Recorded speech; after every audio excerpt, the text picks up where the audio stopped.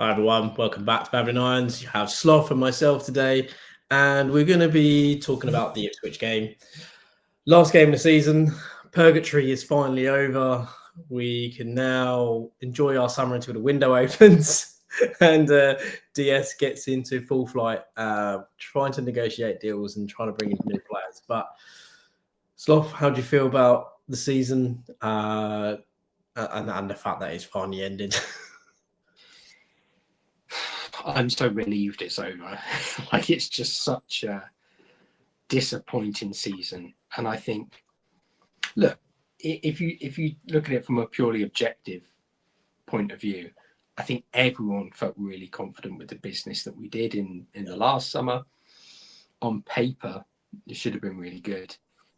And it's just been such a mess. And, part of me puts that down to a failure on sort of Stuyton's part, and then you have to look at it. We've said it so many times and people probably get bored of it, but the fish rots from the head down, and ultimately the managerial appointment, the decision to appoint Lopetegui from the get-go was just a disaster. He's not a manager who's ever implemented a massive change in a style of play. He's often walked into these better sides and tweaked it slightly. So I don't understand. Don't understand what's happened. Basically, I just think it's so disappointing. And this was a season where we really should have stepped on and been up among that sort of top 7 chase and cemented ourselves as one of those horses in that race. But instead, we're very much stuck outside the supermarket charging 50p for the little rides like that. Yeah, it's been an awkward season. Let's just put it that way. And it was such a strange game that we played against Ipswich, especially at the start. I think we quite struggled probably for the first 20 minutes or so. There was far more effort, far more urgency, far more creativity in what Ipswich were doing. They had far more shots. They caused us issues. I think we had 1 or 2 kind of opportunities until obviously the first goal came about, and it kind of really changed it a bit really for us. But I don't know what your thoughts were about the opening kind of passage of play, how we started. But kind of, I guess before we get there, we probably should also look at the lineups and kind of give our thought on what we saw when we saw the lineups. And this is how it started and kind of how it ended. But we went with Fabianski in goal, went from back 3 to Debo, Mavropanos, Kilman. We had Wan-Bissaka on the right, Ollie Scarles playing left, midfield duo of Ward-Prowse and Soucek, and then we went with Fulbrook and Bowen up top. Was there anything in that lineup that surprised you? Was you happy to say, for instance, like Fabianski got to actually play his last game for West Ham and actually got to actually play this one and at least got to say his goodbyes on the pitch, as opposed to in our last game at home where he kind of had to say his goodbye in the lap of honor, as opposed to being on the pitch at the time to kind of say his kind of farewell?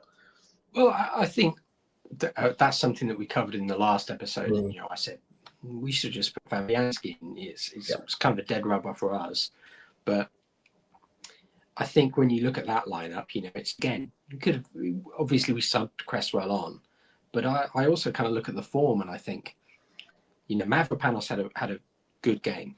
I don't think that's like unfair to say, or I don't think that even the harshest Mavropanos critic would disagree with me there. I think he had a good game. But obviously there are bigger issues in that defence, and we'll get to them later on. But you kind of look at it and you think, well, Cresswell's been really strong when he's played in that back 3. I kind of question his exclusion from it in general, to be honest. But I think attack-wise, it was one where we've wanted to see this 2 up top for a long time, and obviously Bowen is so effective on that right-hand side, and whether it's off a striker, then I think that's not something we've really seen at West Ham that much or regularly enough. But setup wise, I think it was all right. It's one of those things where Yeah.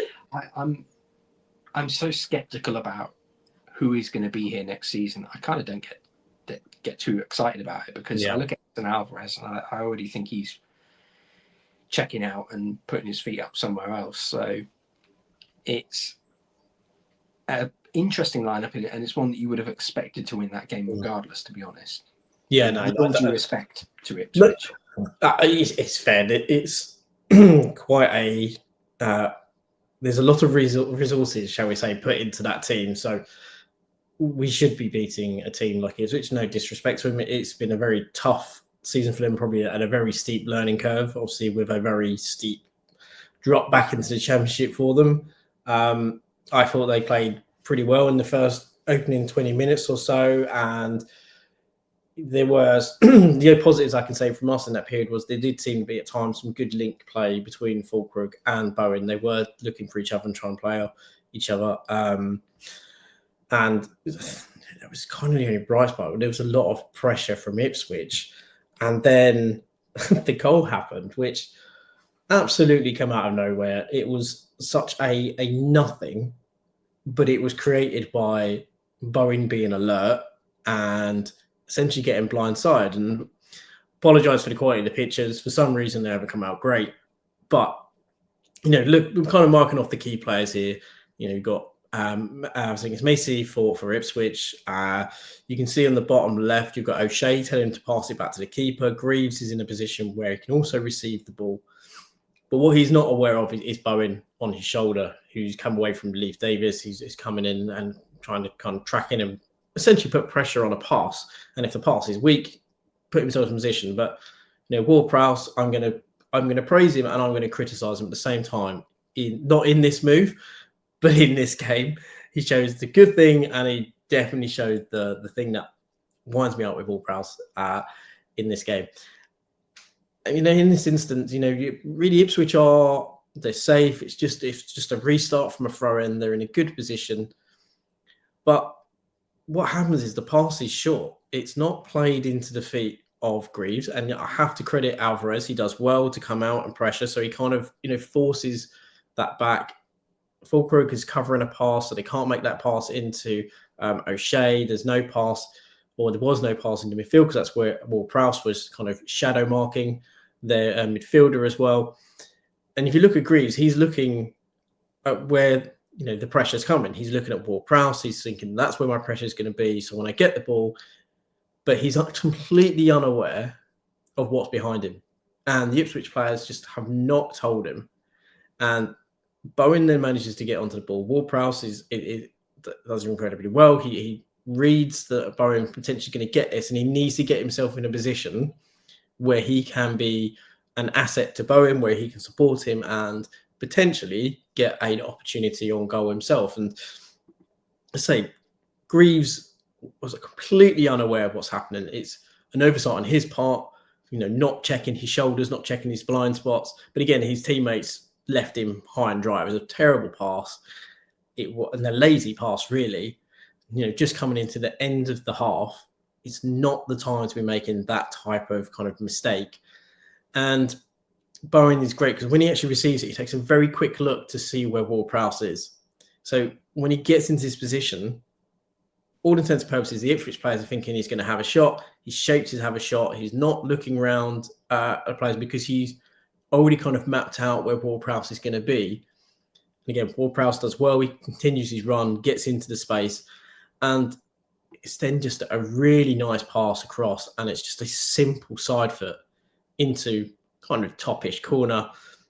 And it's 1-0 West Ham, and out of nothing, Sloth, and probably against the run of play, really, and slightly undeserved, I might argue, we found ourselves 1-0 up. We were in control of the ball at times, but I wouldn't say that we really threatened, and I think they offered more in terms of shooting opportunities, but we somehow happened to find ourselves 1-0 up almost on the stroke of half time. No better time to score. But what was your thoughts about that whole, for me, a bit of a calamity from Ipswich?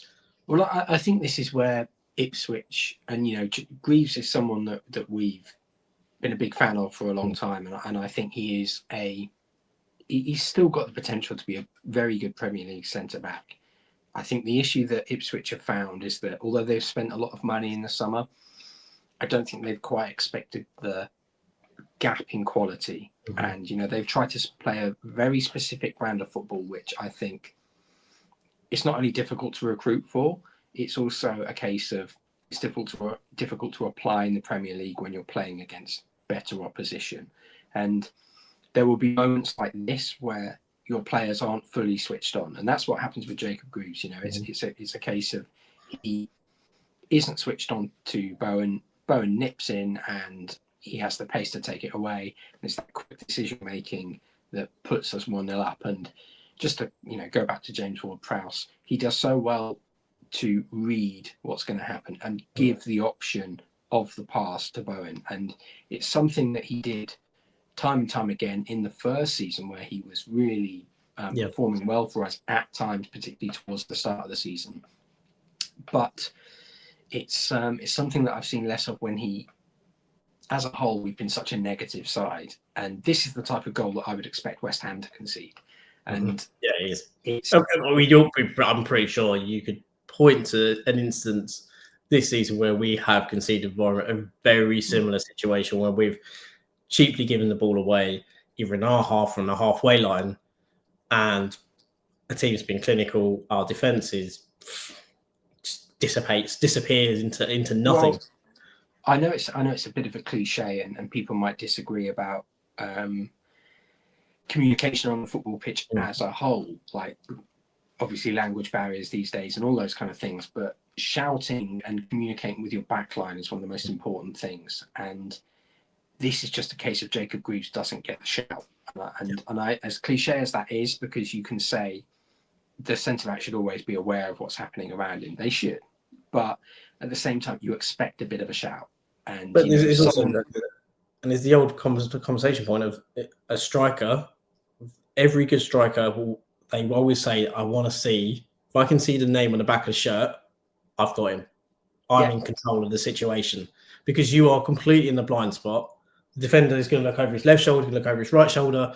He's not going to see you if you are basically direct behind him and you are looking at the number and his name in blazed across the shirt. If you're on his shoulder, he might catch you in the peripherals. But if you can see essentially directly to his back and the number and his name, you're in control as the striker. You have complete control. The player's not aware of where you are unless he's getting a shout from his teammate, drop into a position or to move into a certain position in which to then counter where that player is. And as you say, he just clearly didn't get the shout, because the way Bowen nips in, it's good. Again, it's incredibly smart from Bowen, really good kind of play. And also, again, he creates that opportunity out of nothing. It was poor from Ipswich, but had Bowen not shown a bit of intent, that it's not an opportunity that would have raised.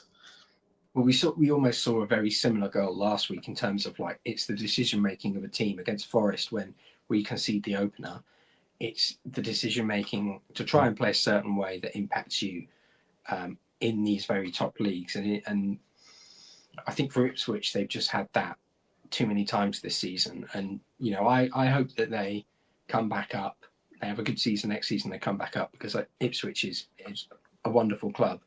And obviously, if you saw anything that the club put out, great away day as well. But I think McKenna, hopefully this is a season where his management goes to the next level as well. And he begins to understand that if you're going to be at this top level, you do need to make those changes at times. And West Ham as a whole are the sort of club that do this to themselves. We have done this to ourselves for years and years. It's why we've never really kind of been up among that sort of top 7 challenge consistently, and disregarding David Moyes from that, because he was able to sort of make that change and understand that you could do that with management. But every other manager around that, they kind of don't have that string to their bow. And I think it's a case now of where we need to start thinking about players as a whole who will fit into the work ethic and things that will capitalize on situations like this. It's Bowen's work ethic that capitalizes on it. It's James Ward-Prowse's vision to follow the play and see that Bowen's moving to keep up with him that allow this goal to happen. Yeah, absolutely. And, we go in 1-0 up, come out in the second half. We think we're going to be nice and fresh. We're going to be ready to go. And within minutes, it's 1-0. And it's so simple. And 3 players just infuriate me in this whole entire situation, because it could have been prevented if they would either did their jobs or showed a little bit of cynical play, which is perfectly reasonable and what you would expect a player to do. And the whole goal comes from a clearance from Fabianski. I think it comes slightly off of Fulkrug, and they're easily able to circulate the ball into midfield, and it goes to Gusted. You can see our midfield here. So you got Ward-Prowse, Alvarez, and Souček. Souček is obviously quite advanced, but and just plodding back in at this point. I haven't got a problem with where Ward-Prowse is. He's in a position. He's shadow blocking Broadhead. You've got Alvarez ready to move in and to block the pass into Ipswich's other midfielder. I think it's got Hurst, who's playing at centre forward, right next to Mavropanos. Ward-Prowse doesn't move from his position and actually stays there as just kind of holds the ball, because he's essentially blocking the pass into the centre forward. So I don't actually have an issue with that. I think he's in the kind of rightist position. But the problem is Broadhead is moving off of him.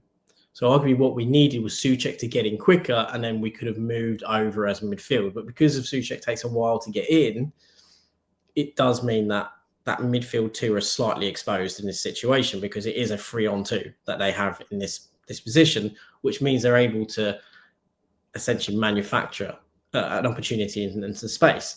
And as I say, Ward-Prowse kind of holds his position. He's not, again, Bill agrees, not aware of what's happening over his shoulder. He does take a couple of looks at where Broadhead is, but then he decides to hold his position to kind of block a passing lane, which in actuality probably wouldn't have been that dangerous, because we had Mavropanos and Todibo right next to her. So if the ball did get fed in, he then would have had to have fended off 2 defenders. But the ball comes to Broadhead. He's now in this space, and then he's essentially got one area to attack. He can either go down the channel, or he can kind of attack the centre. And this is what then frustrated me, because Ward-Prowse just jogs back into position. When he comes into Todibo lazily puts a leg out like so. I can't blame Mavropanos. Mavropanos, he has to follow Hurst. But it's the fact that Kilman doesn't move over as well. There's a huge gap left, because the centre-back partner has not followed his other centre-back.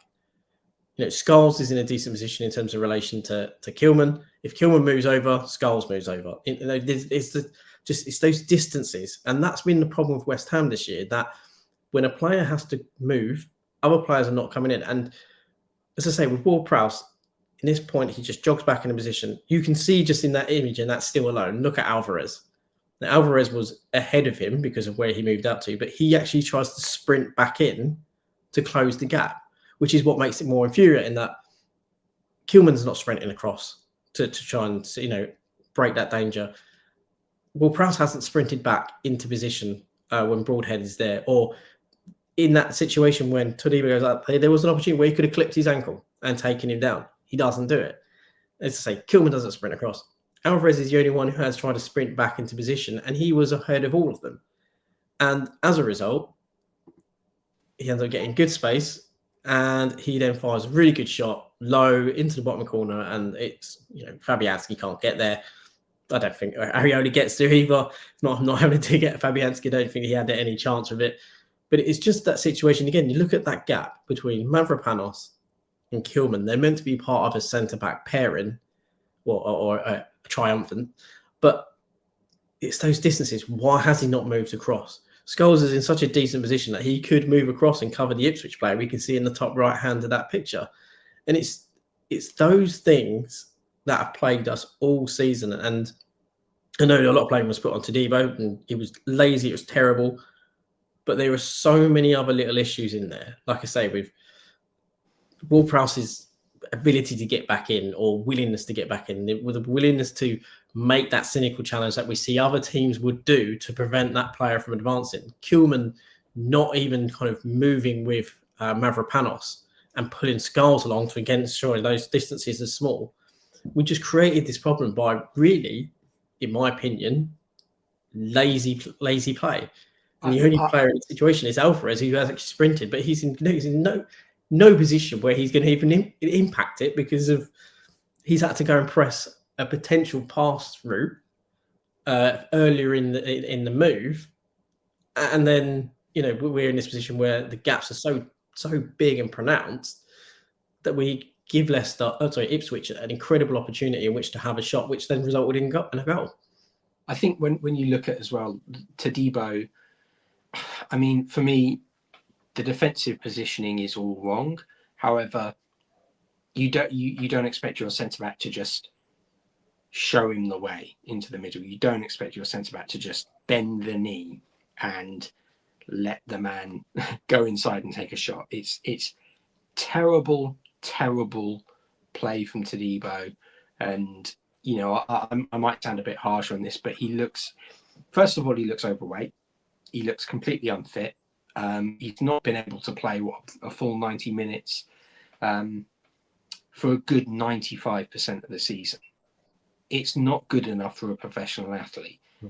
Then to apply this decision making and effort into this challenge, for me, it's I'd be fining him a week's wages. That is unacceptable, because not only is it a case that Mavropanos has had to pull over, and that he reacts in a way that you could say Mavropanos should be shouting to Kilman to tuck inside and cover him. Could be the same way around. You could say Kilman should be watching that and going, actually, Todibo's kind of he's just wandered into space. He's not doing anything. He's just wandered into space. So I should tuck back inside. But ultimately, lack of effort from from Todibo and James Ward-Prowse is what really stings that. And you mentioned Alvarez being the only one to sprint back. Well, Alvarez is sprinting back because he was way out of position, and he's doing what he's done time and time again across the season, which is he's wandering aimlessly about. And look, we should. I understand that. I would also say in this instance, he's also being asked to press and to push up. So he's seen what he assumes is going to be pass and pushing up in which to get into and apply a press. So I'll give him a slight reprieve because it's clearly something he's been asked to do, and to move up and to step up onto a player and not give space. However, the problem is if only one person is doing it, you're completely screwed. As I say, they created, fairness to Ipswich, a little pocket situation there where they had a 3-on-2. So yeah, but this is why. First instance, I say Ward-Prowse and Alvarez, damned if they did, damned if they didn't. What then happened afterwards is where I think the problems were in the whole situation, that goal. Well, this is why I use the word aimlessly, because if you're going to have an aim to press, then you communicate with one another and you say, I'm going to press, or you shout at James Ward-Prowse and say, we're pressing together, we're doing this, we're going to close the space. To not do that in that situation is what leads to the goal or the chance. And then for Todibo to just, as I say, bend the knee and literally show him inside towards the goal. That's basic defending. This is a player who looked like an absolute world beater, was signed for Barcelona at one point, and at Nice, I think we were all incredibly excited for him to come to West Ham. This is not that same player. This is someone who, as I mentioned, is not fit, is clearly not that fast. And how you can be a professional athlete, I know he's got this injury with his leg, which for those who don't know, he was in a car crash when he was young. One leg is shorter than the other, and it does mean that he gets more injuries that way. However, to be this far into the season and to be unfit to play the full 90 minutes without looking like you are blowing out your backside is unacceptable. If you get paid £100,000 a week or tens of thousands of pounds a week, it's unacceptable. It's something that is easily fixed. Like, let's not pretend that he hasn't had the full season to get fitness. Yeah, you also have to question the club's ability to condition as well. You know, he's not the only player we've seen be like that in the past as well. So you do at times then question, well, what is the conditioning anyway at the club in which for that to happen? And is there potentially that he's actually unable to train as much, or that stuff's been kept quiet because maybe he can't train as much, and that is why, again, he's not as fit because he's not in a position to train. And then out of necessity, we're saying, when because we know how good a player he is and can be, it's we're going to need you for this, and you're going to have, you know, a day on, a day off, day on, day off kind of situation where he's then not training. You know, I'm not giving offense for Tadimo being overweight or unfit. No. It's just, again, it's a scenario that we see in football that does happen. The thing is that if he is unable to do that, you create him his own fitness plan, and you give him swimming, something that's going to be low impact and easy for him to do. You give him a set fitness plan, and I just question not only the application from him. You can rightly question the conditioning team as well, and the strength and conditioning coaches, but I think this is as you mentioned, a very big issue at West Ham, and people can criticise Graham Potter because he has had enough time here to kind of get him towards shape. But I think this is clearly something that has been an issue prior to him coming in. So it's for me, it's Lopetegui. What I know people is that we had under Bilic, it was said it was to be like a holiday camp, and players weren't that fit. Pellegrini got them fit, and then when he left, it was the players weren't fit. Moyes got them fit, and then when Moyes left again, they weren't fit. They weren't running as much. They weren't doing. It's just interesting that we seem to have this consistent thread that regardless of when a manager leaves and the next one comes in, there's always concerns of overall fitness of the squad, which is quite a concerning thing. And then when you add that to the amount of injuries we get, you add that to how many times players are seeking additional medical care and care outside of the football kind of governance. So it does kind of raise some flags for me that team seems to have been fairly consistent throughout, and seems to be a fairly consistent thread of players not being able to be fit. Levels seem to be fluctuating consistently. Obviously, there is always going to be fluctuation with tiredness, etc., and games and injuries, but it just seems so consistent and constant that there's obviously some sort of underlying thing at West Ham that we need to get smarter and better at. Maybe it is to do with the facilities that we have, and we don't have enough facilities or the right facilities. But I think that when you look at the coaching style, or say, we went for this possession-based style of play when Lopetegui came in. Now that's something that clearly didn't work, wasn't going to work with the players that we had, but also we started to see issues with fitness. We started to see that, and I think I mentioned people might point the finger at Potter for this, and I think that you can do that if, say, the style, like the Forest goal, there's issues with the style and the application. What you can't really do is point the finger for one individual. You can get him on a separate plan, but again, it's down to the individual to apply themselves and do and perform that plan properly. So I look at this back line and I think we need a major reshuffle in the summer. We need that anyway, but I also think Max Kilman's not a captain in terms of his communication or leading the defence. He's not that vocal leader. So we need someone who's going to be that, or we get a keeper who's going to be that. Mm-hmm. And you then think, well, if we have someone who's doing that, we probably don't concede that goal. So these are the issues that we need to fix going forward in the summer. And this is such a West Ham problem that I think we, as you mentioned, we have this repetitive cycle of how we train players, how we handle injury, and also how we react to situations and how we don't tend to communicate enough on the pitch. And I think that's what makes the top teams click that extra gear, is that they have the communication down. They have the ability to not only go the 90 minutes, they can go the 120 minutes of extra time if they needed to. And it's clearly something that this club is not built for at the moment. And especially in modern football, let's face it, most games will have 5 minutes of extra time almost on each half. So you need to be half an hour extra last. Yeah, exactly. So you need now as a player to be able to go for 110 minutes, maybe 120 minutes in some cases. It just is what it is. But let's go back to some of the positives.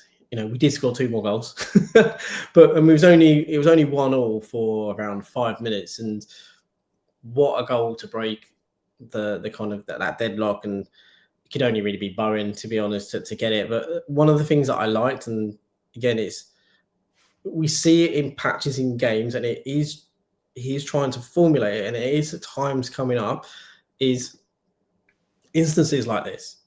Now, it starts from a throw, but we managed to make 2 little triangles. And I know that people are saying, well, what difference that makes? But what it means is that we've got these options. We've got them they're in a kind of odd-shaped square, but we've got these 2 triangles. We've got, again, a square as well, if you look at it.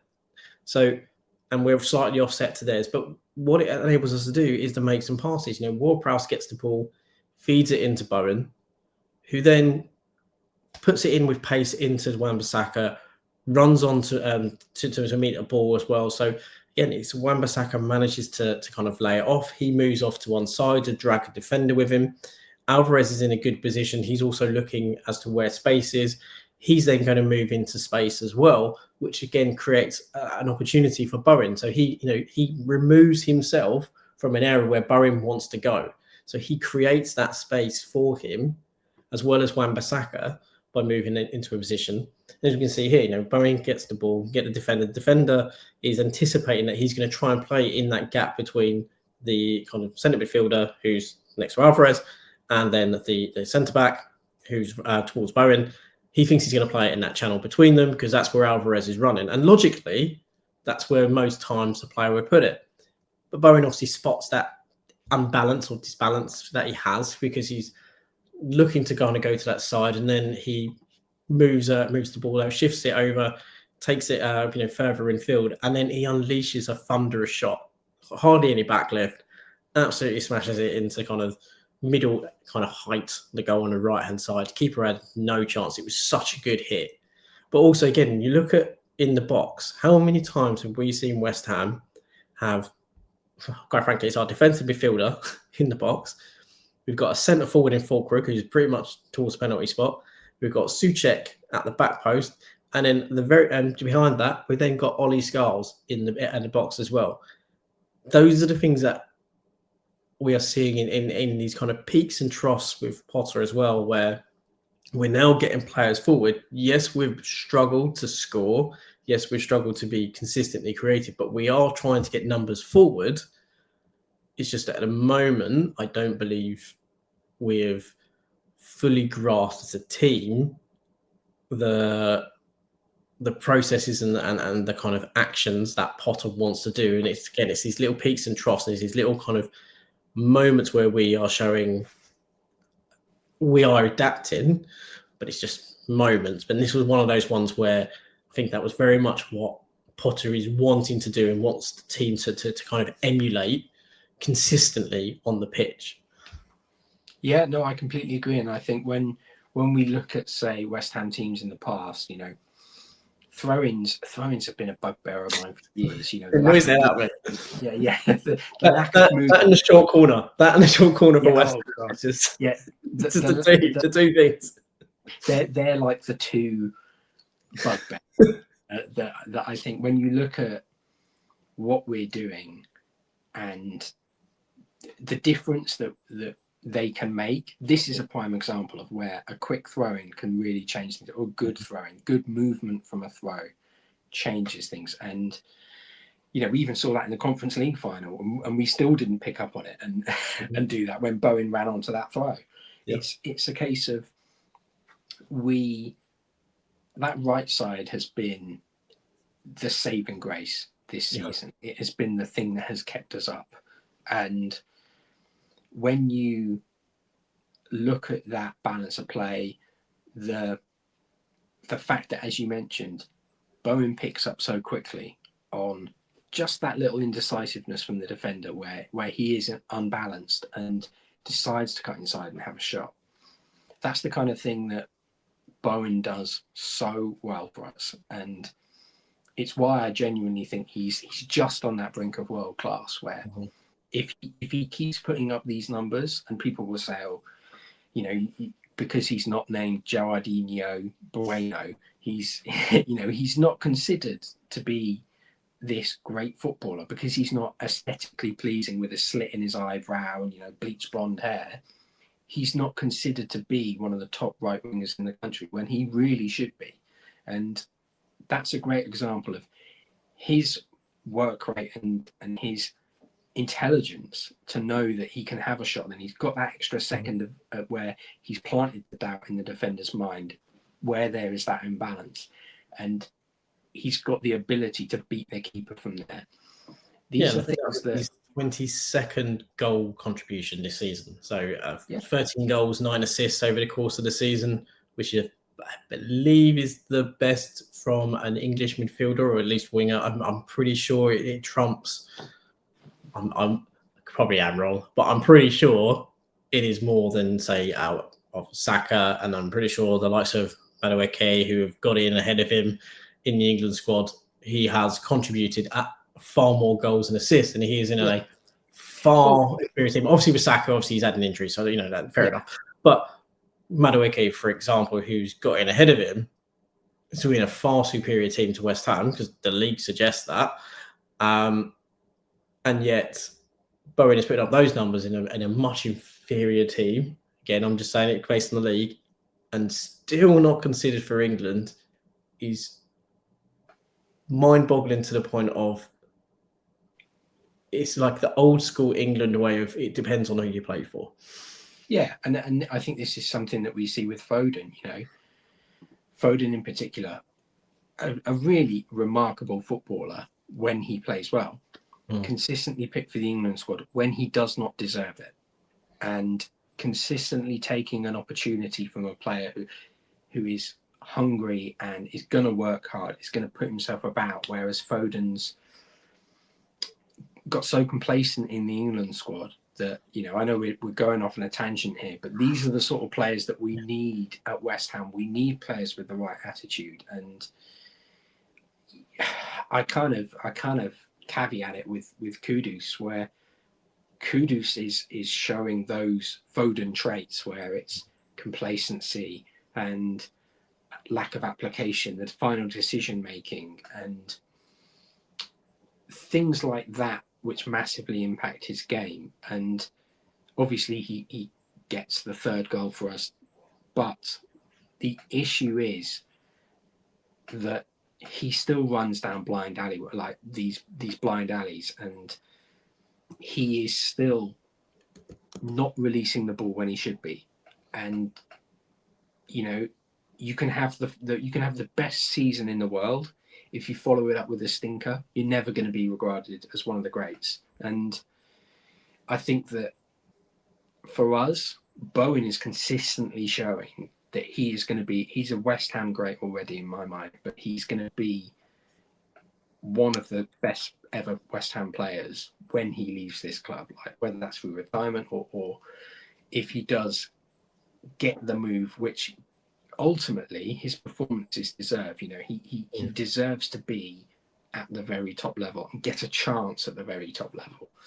So absolutely, I think it had Liverpool not managed to get Salah, I would have been quite nervous about us retaining him this season, because I think he would very much suit that Liverpool kind of process. And Yeah, you mentioned with Mo Kudus, he's been not consistent at all. However, in the last, let's just remember, it's like 1, 2, 3, 4, 5, 6, 7, 9 games, he's actually come up with 2 goals and 2 assists, and it's everything else this year has been so inconsistent from him. But he seems to have found a marginal level of consistency, a marginal level of end product towards the end of the season, which is good for us when we're thinking about selling. Because let's be honest, he's going to go this summer. Yeah. His head has turned and it's gone. I kind of don't blame him. I don't really blame any of the players, really, if they were looking for an exit after what happened this season, especially when when you sign for a club that's in Europe. Okay, with some of the newer players, and then you're not in Europe very, very resoundingly this season, and the struggles we had last year. I can understand maybe why players are that, but again, some of the performances haven't been acceptable. And as you say, you need players with the attitude of Bowen. I know most fans would agree with that, and finding those players are very difficult to find, obviously. And we've got such a big piece of work to do in the summer, and we'll do another video on that because as much as Potter says he doesn't want a big refurb and he doesn't want much change, I don't think he has a single choice in the matter, because we've already seen 4 players leave, potentially 5th with Antonio if he doesn't accept the contract, and then there are other players that are going to leave based on what he said. We've got too many first team players or too many first team wages not playing. Yeah. So when you consider there's 5 players potentially already gone just on a free, and you've got too many first team players, and you could probably name at least 3 that sit on the bench on a first team wage, then you have to then go, well, this number is growing exponentially larger the more you look at it. So that's slightly digression. That will be another video that we'll do, and we'll go into that. But let's kind of finish off on the last goal and, kind of final thoughts on West Ham and what have you.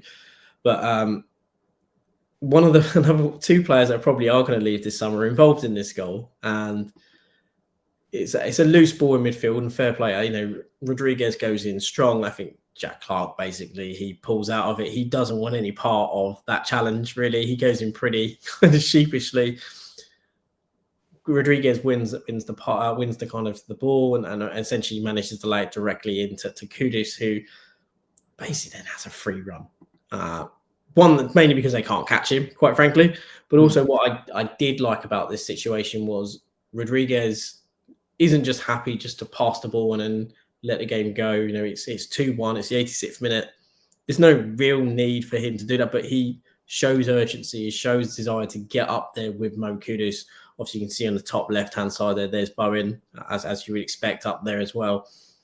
And, we mentioned the point about Kudus not know when to release and so on. He actually does release this. I think as got to the last few games of the season, he's started to make better decisions. It's a bit too late. It's all too late, really, to be honest. But, he released the pass into Rodriguez, who allows the ball to kind of run out to kind of create a bit more of an angle. And Grease has to come out of position. They've got a midfielder having to drop into a centre-back place.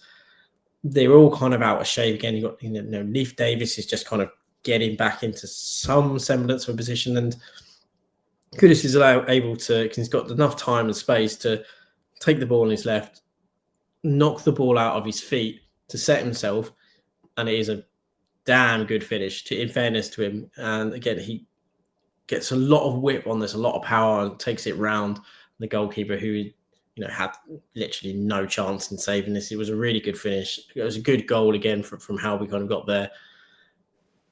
Yeah, it was 3-1. So it was a nice kind of positive. It was, I think, a nice touch as well for, and oddly, Aaron Cresswell, who we signed from Ipswich, to then have his last game for West Ham at Ipswich. And I think it was a real, again, you mentioned attitude about Bowen, an incredible class touch from him to take off the armband and to give it to Cresswell. So can Cresswell to see out the remainder of the game, at Portman Road against the team we signed him from, essentially on his last game for West Ham, to see it out as captain. I thought that was as a really nice kind of touch as well, as part of the game. Yeah, no, and I think the second half really summed up so much about West Ham. You know, you had the massive error in the goal that we conceded, the lack of application in it, and then you have 2 goals that are reliant on individual brilliance, as opposed to a well set up system as such. And I think this third goal is, Kudus does really well.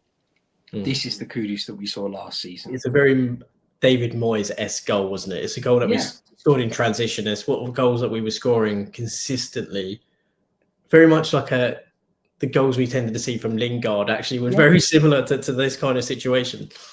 Well, this is why I think when we look at, even links today, and we'll talk about more of these as we go forward, but links to players like Hutchinson, Amari Hutchinson from Ipswich, who possesses all those Lingard-like traits and the ability on the ball that Kudus has, not so much the physicality, but the ability on the ball and the pace.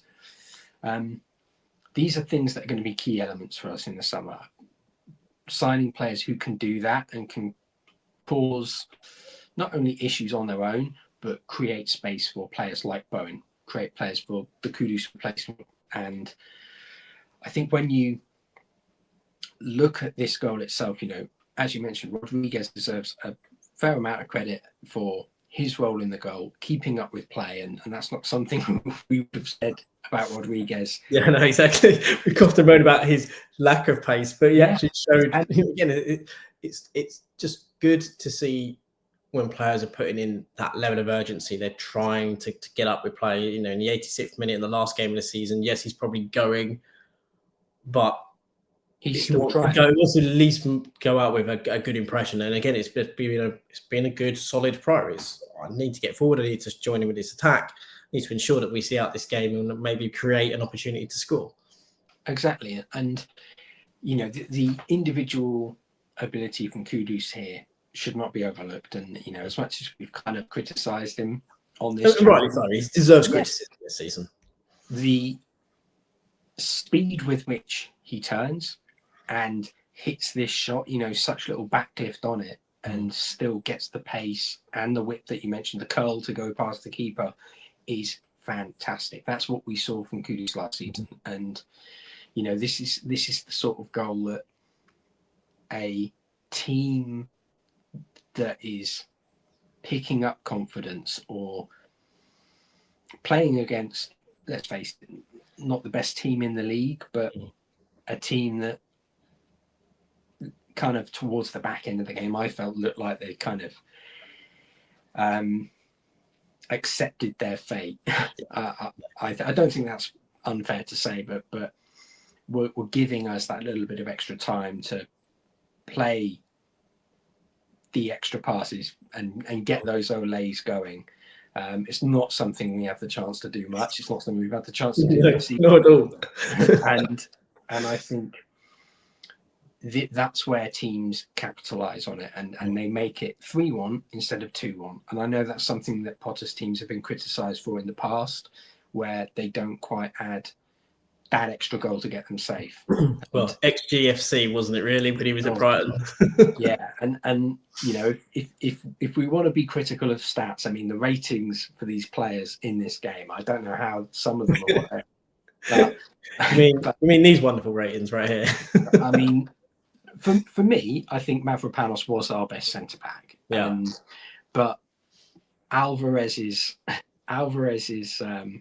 decision making at times, how he is not marked lower than that, I don't know. I think the problem is though, when you look at statistics and you look at how these statistics are also calculated, it's based on calculatable metrics. Decision making isn't a calculated thing. No, it's a nuance. It's a subjective. It's not an objective. And I think that's sometimes when you see match ratings, you have to take them with a pinch of salt because they're often based on metric calculations as to how this player gets a rating. And if you're doing the subjective, then obviously you're going to have a different view.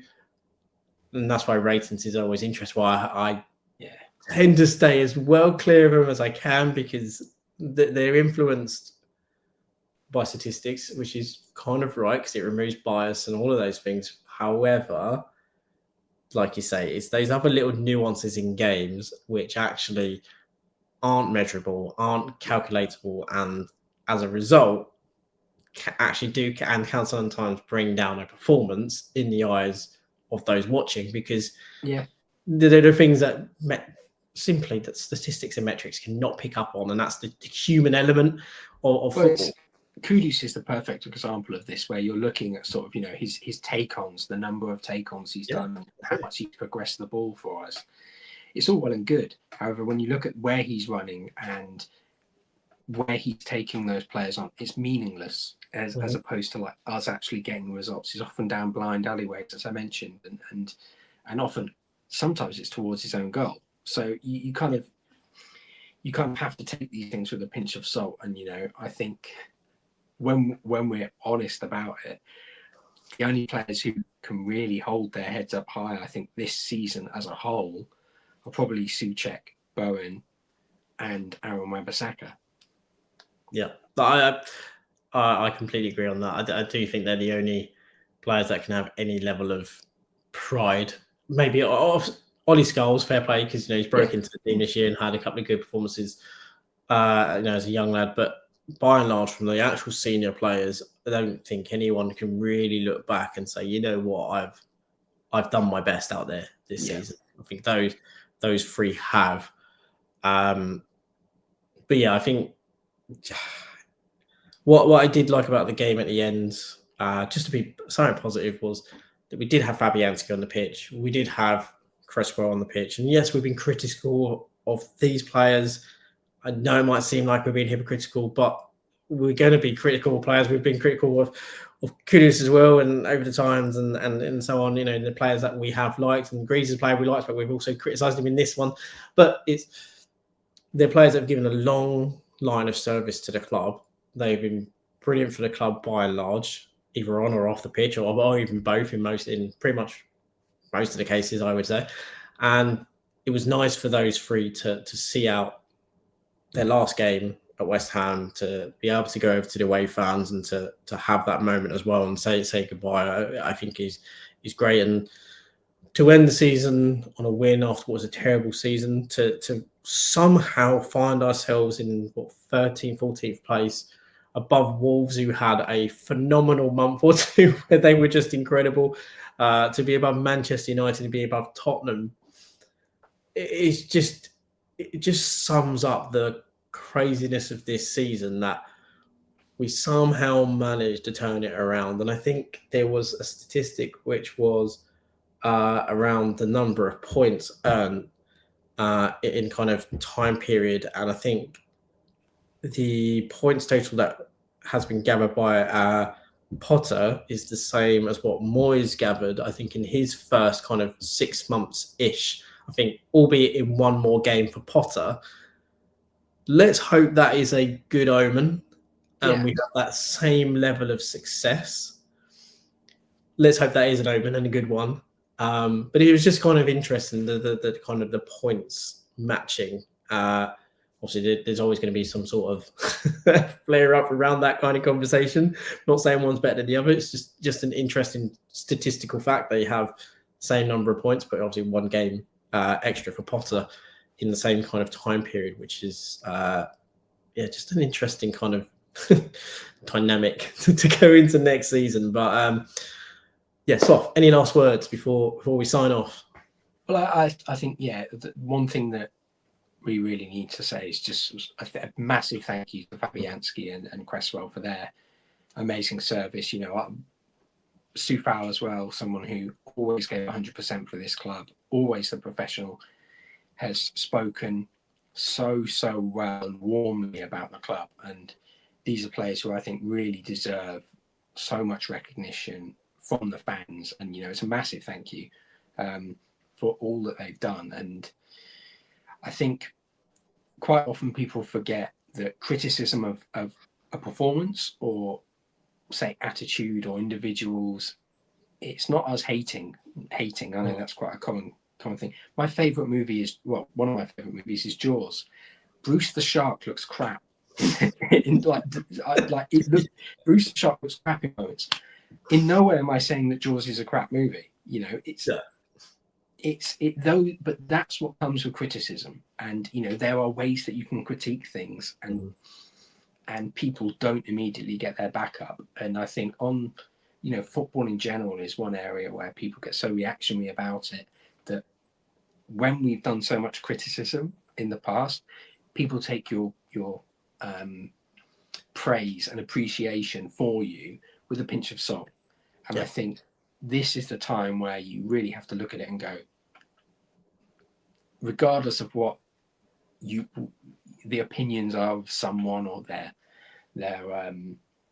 conduct, all those kind of things, I don't know, you just say thank you, and thank you for everything you've done in a West Ham shirt, even the bad times. You know, we appreciate it.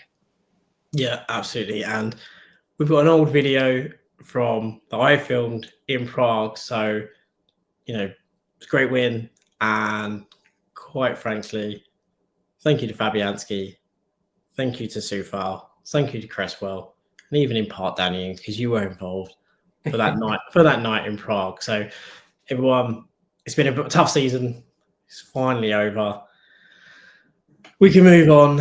And one last thing to say. Come on, you Irons. Come on, you Irons.